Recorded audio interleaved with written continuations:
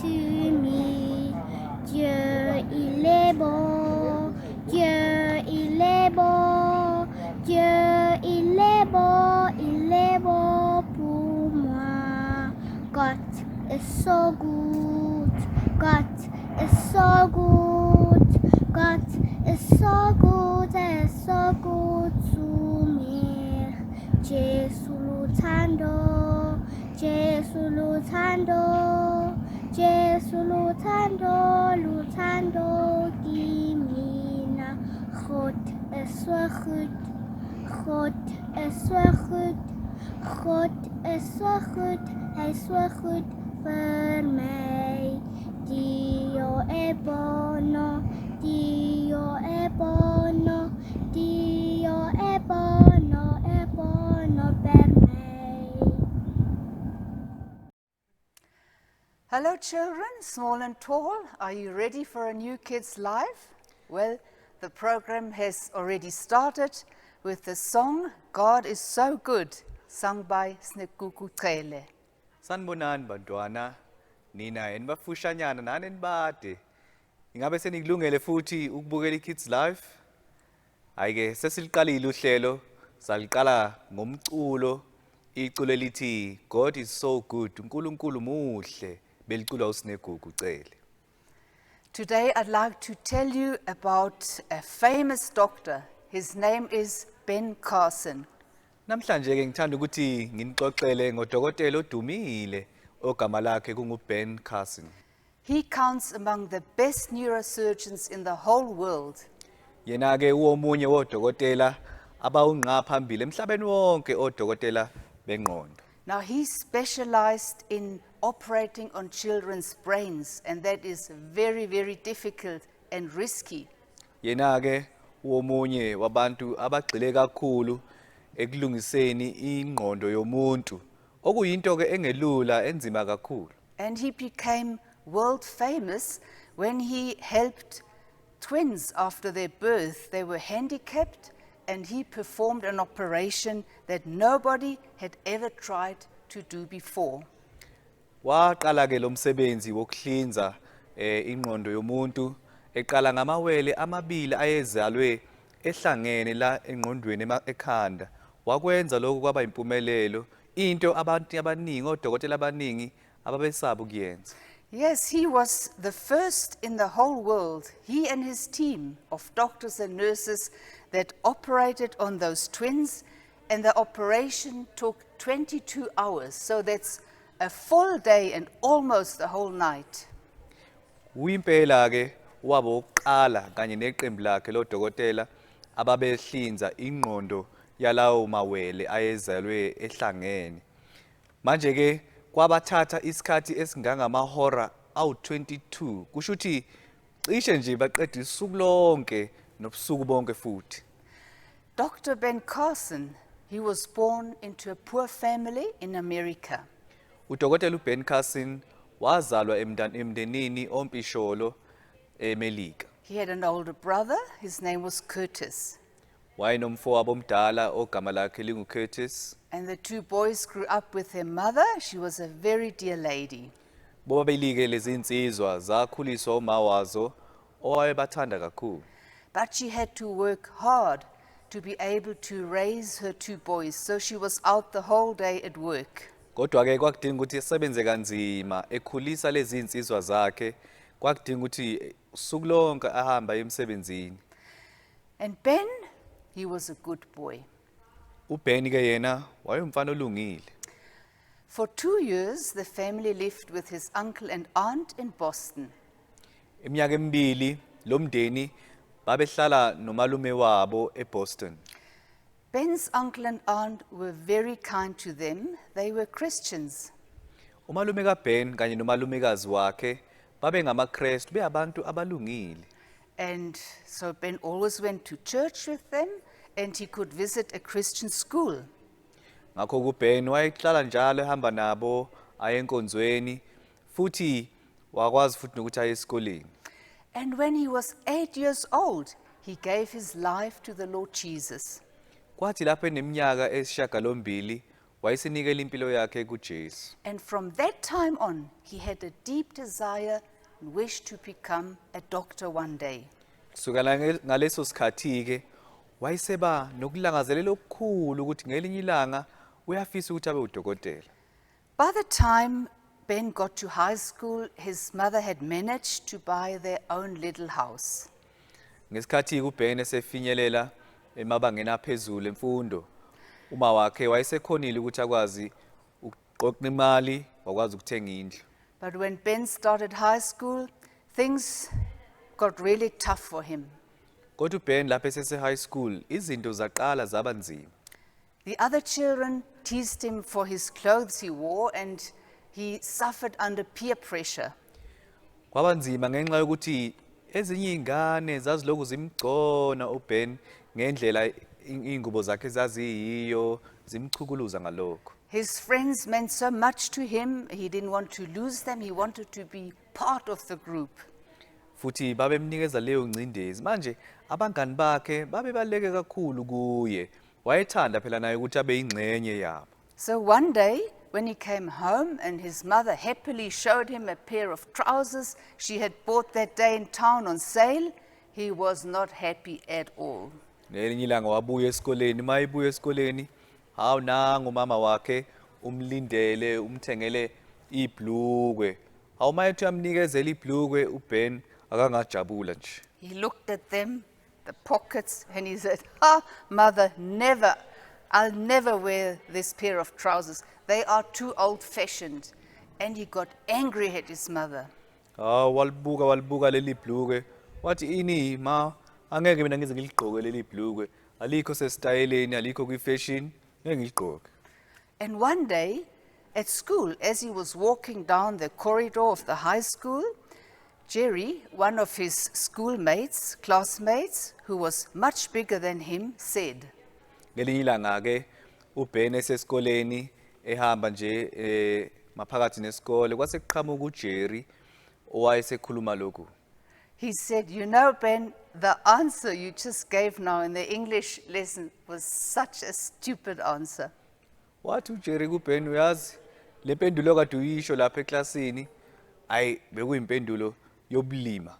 Well, Ben was already embarrassed of the answer he gave, and now it hurt him even more because Jerry mocked him in front of all his classmates, and that hurt him. uBen wayesevese umoya wakhe sewonakele ngenxa yokuthi wayesenamahloni ngempendulo ayeyikhiphile eklasini engabanga yinhle. Kodwa manje mase kufika uJerry esesho lokhu awuvela wamcindezela kakhulu. And he lost his temper, and without thinking, he hit him. Wacasuka uBen futhi kuthe kungazelelwe lutho wabe semfaka isibhakela. And not just with his fist in his face, he held a lock in his hand, and he hit him in his face with that lock. Kungesiko nje ukuthi umshange isibhakela kuphela kodwa wayephethe ingidi la esandleni sakhe.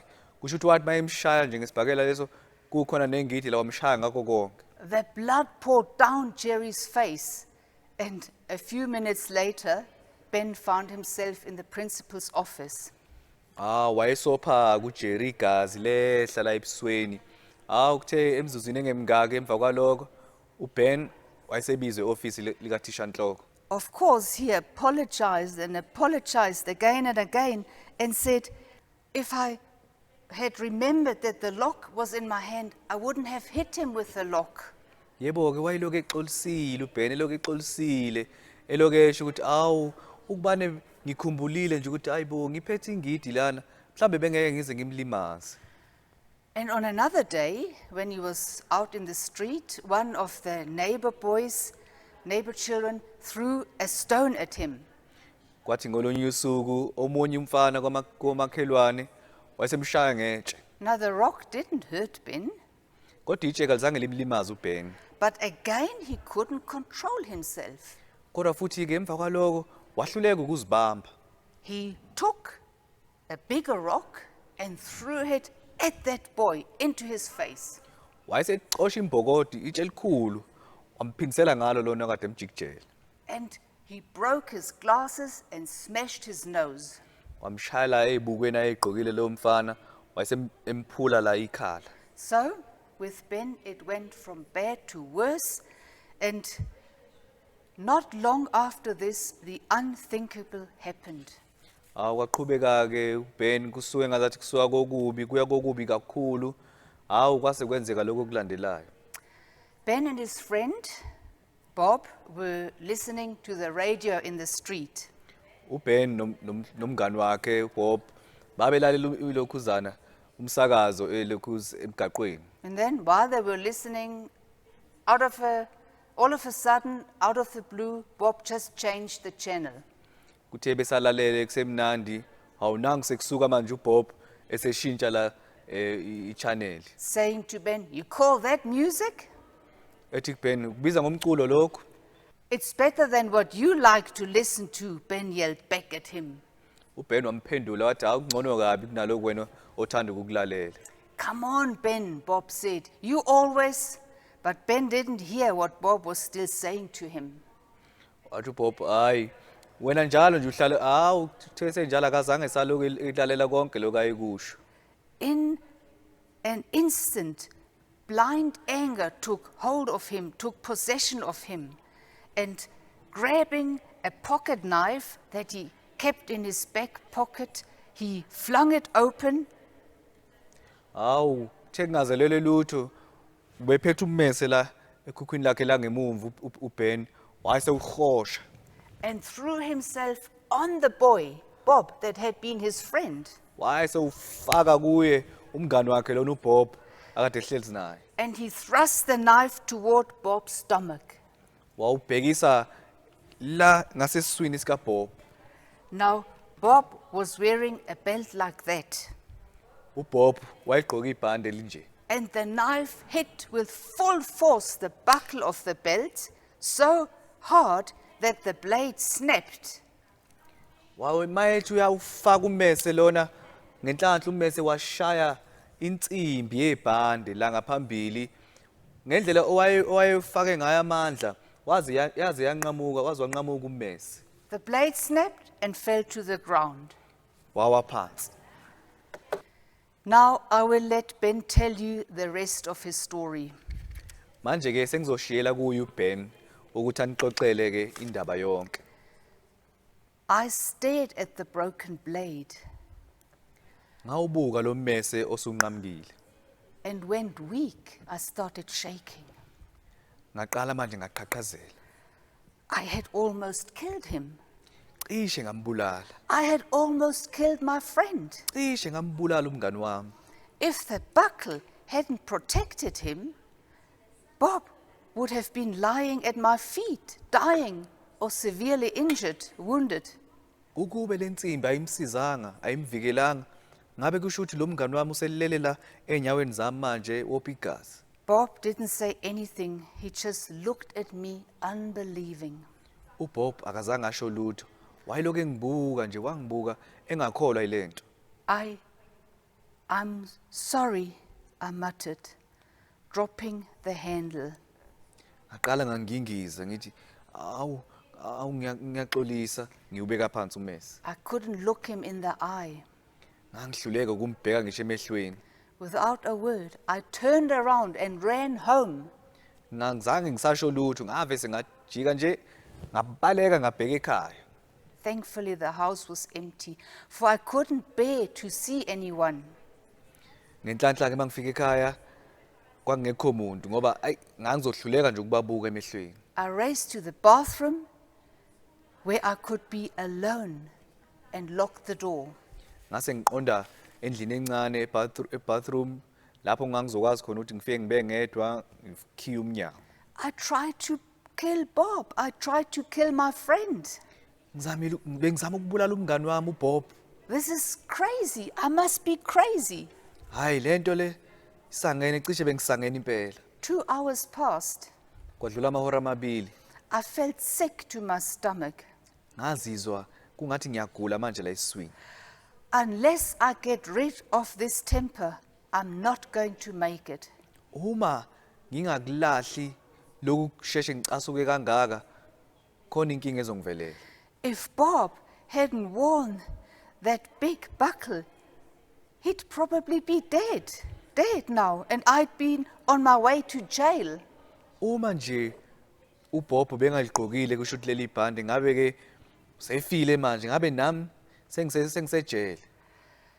Then from somewhere deep down inside my heart came a strong voice saying, pray.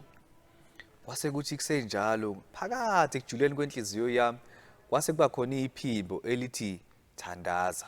My mother had taught me to pray, and my teachers at the school in Boston often told us that God would help us if only we would ask him.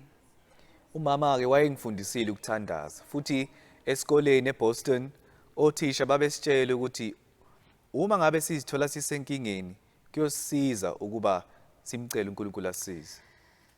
For weeks, for months, I have been trying to handle my temper, to help myself, but now in that small hot bathroom I knew the truth. I could not handle my temper alone. Ngakade ngizama ngihluleka ukuzibamba uma nje ngizizwa ngivukelwa ulanga nokucasuka bekungihlula.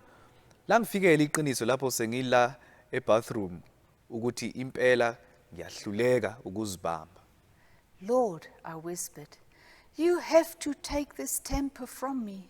If you don't, I'll never be free from it. Ngase ngithandaza ngisho lamazwi. Nkosi, kudinga ukuthi ungisize kulolu laka lwami. Ngiyahluleka ukuzibamba.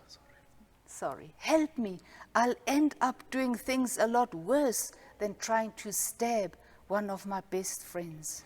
Ngisize Nkosi ngoba ukusuka la kusho ukuthi sengizokwenza izinto ezimbi kakhulu ezidlula lokho ebengizama ukukwenza ngizama ukugwaza umfowethu umngani wami. Tears streamed down my fingers, between my fingers, down my face. Zehla inyembezi zijula nala phakathi kweminwe yami ngibamba ubuso bami. Lord, you can free me forever from this terrible sin. Nkosi, wena ungangisindisa ngokupheleleyo kulesi sono esibi kangaka. You've promised that if we come to you and ask something in faith, that you'll do it. I believe that you can change this in me. Wena Nkosi usithembisile ukuthi uma ngabe sicela sikhuleka kuwe ngokukholwa uyakusenzela. Nami ngiyakholwa ukuthi ungangisiza kulento. I stood up, looking at the narrow window, still pleading for God's help. Ngasukuma, ngaqalaza ngabuka ngewindi, ngisamnxusa uNkulunkulu ukuthi angisize. At that point, I slipped out of the bathroom and grabbed a Bible. Ngasuka lapho, ngiphume ebathroom ngase ngithatha iBhayibheli. I opened it and began to read at Proverbs. Ngalivula, ngase ngiqala ngifunda izaga. Immediately, I saw a string of verses about angry people and how they got themselves into trouble. Khona lapho ngase ngizithola sengifunda kulezi indima lezi ezikhuluma ngabantu abacasukayo, ngabantu abalahlekelwa ukuzibamba, ukuthi baphelelaphi ke bona. Proverbs 16 verse 32 impressed me very much, the most. Izaga 16 verse 32 zagxila impela kimi. He who is slow to anger is better than the mighty, and he who rules his spirit is better than he who takes a city. Lithi ke loyo okwaziyo ukuzibamba, okwaziyo ukulawula ulaka lwakhe, ungcono kakhulu kunomuntu ozizwa emkhulu enamandla, futhi loyo okwaziyo ukulawula umoya wakhe, ungcono kakhulu kunabantu abayitshela ukuthi bayakwazi ukuthi balawule amadolobha amakhulu. It felt as if these words had just been written for me, to me. The words of Proverbs condemned me, but they also gave me hope. Kwangathi lamazwi ayebhalelwe mina impela, futhi lamazwi ayengahlulela futhi enginika ithemba khona lapho. And after a while, peace began to fill my heart, my mind. My hands stopped shaking. Kuthe emva kwesikhashana ngeze ukuthula enhlizweni yami nasemqondweni yami, izandla zami zase zima ukuloku ziqhaqhazela. And the tears stopped. Kwanqamuka futhi nenyembezi. During those hours alone in the bathroom, something happened to me. Kuleso sikhathi ngilapha ebathroom kwakukuningi okwenzeka kimi. God heard my deep cry of anguish, uNkulunkulu wakuzwa ukukhala kwami kosisi. and a feeling of lightness flowed over me. Lo muzwa wokuzizwa sengilula ngawuzwa ukugijima ngaphakathi kimi. And a change of heart had taken place in me. Futhi nokuguqulwa kwenhliziyo ngakuzwa kungena kimi. I felt different, and I was different. Ngazizwa ngiwumuntu ohlukile. And since that day, when I cried to God for help, I have never had a problem again with my temper. Kusukela ngalolo suku lapho ngikhala enkosini angiphindanga ngaba nenkinga yolaka. And that day, I decided I want to read my Bible every day. Futhi ngalolo suku nganquma ukuthi kufanele manje kusuka manje ngizolifunda iBhayibheli usuku nosuku. And even now, whenever possible, I pick up my Bible and read it the first thing in the morning. Kuze kube manje lapho nginethuba nje ekseni into yokuqala engiyenzayo ngivuka ngifunda iBhayibheli lami. God had helped me to conquer my terrible anger once and forever. uNkulunkulu bese ngisizile ukuthi nginqobe lolu laka lwami kube kanye. And at that time, I started to hum or sing a song that continued to be my favorite. Jesus is all the world to me. Futhi ngaso leso sikhathi ngase ngiqala ngicula iculo eliyispecial kakhulu enhlizweni yami elithi uJesu uyikho konke wedlula konke kumhlaba. And I'm not afraid of anything as long as Jesus is with me, Jesus Christ, the one that created the universe and can do anything. Anginakho kwesaba solokhu uJesu ekimi futhi yena odalile umhlaba wonke nakho konke okukhona. I know God can do anything because he changed me. Ngiyazi ukuthi uNkulunkulu angenza noma yini ngoba wakwazi ukuguqula mina. Well, children, that was Dr. Ben Carson's testimony. Bantwana lobo bekubufakazi buka Dr. Ben Carson. He's still alive. He's 68 years old, and he's known as a meek and humble man. Usaphila uneminyaka engama-68 futhi waziwa njengendoda emnene enomusa. Children, boys and girls, are you troubled by a temper, by anger? Bantwana, ingabe nani ninako yini ukuhlulwa ulaka na? Do you sometimes experience as if something evil is getting hold of you and you can't help it anymore? Ingabe kuyenzeka yini ukuthi kwesinye isikhathi uzithole kungathi ufikelwa into embi ekwehlelayo edala ukuthi ungabusakwazi ukuzibamba? Well, whatever sin is troubling you, pray to God and ask him to help you. Noma ngabe inhloboni yesono ekuhlaselayo, thandaza uNkulunkulu akusize. God sees your heart. He hears your prayer. uNkulunkulu uyayibona inhliziyo yakho futhi uyawuza umthandazo wakho. You can't help yourself. I can't help myself. And what I and you can't do, God can do. Nothing is impossible for him. Awukwazi ukuzisindisa wena, nami futhi angikwazi ukuzisindisa. Ngakho lokho esingakwazi ukwenza thina uNkulunkulu uyakwazi ukusenzela khona. Just pray to him, Lord, help me. Wena thandaza nje ukuthi inkosi ingisize. Now let's do it together. Let's pray. Asithandazeni ndawonye ke. Thank you, Lord Jesus, for this wonderful testimony. Thank you, Lord Jesus, for this wonderful testimony of Dr. Ben Carson from America. Siyakubonga Nkosi Jesu ngalobu bufakazi obuyisimanga kangaka ngoDokotela uBen Carson oqhamuke eMelika. And we thank you that you are the same, and what you could do for him, you can do for all of us. Siyabonga ke Nkosi ukuthi awukakashintshi lokho kwazile ukwenza kuye usengakwenza nakithi. And now we know why you had to die on the cross in Calvary. Sesiyazi Nkosi ukuthi kungani kwakufanele ufe esiphambanweni eCalvary. That our sins can be forgiven, that we can be washed pure and clean, and that you can set us free from the power of sin. ukuze izono zethu zihlanzwe sikwazi ukuthi sibe ngabakhululekileyo ezonweni. We thank you for it, and we trust you that you will hear each and every child's prayer. Siyakuthemba Nkosi futhi siyakubonga. Siyathemba futhi ukuthi Nkosi uzowuzwa umkhuleko waleyo nalowo mntwana. Amen. Amen. Well, we'll end off with a wonderful song. It's in Afrikaans. Verbly julle in die Here. In English, that means rejoice in the Lord, and it's the Van Straten family singing for you. Hayike sesizophetha ihlelo lwethu ngomculo wesibhunu oculwa abantwana bakwa Van Straten elithi Thokoza enkosini. Filippense 4:4 sê verbly julle in die Here. Filippense 4:4 sê verbly julle in die Here. Filippense 4:4 sê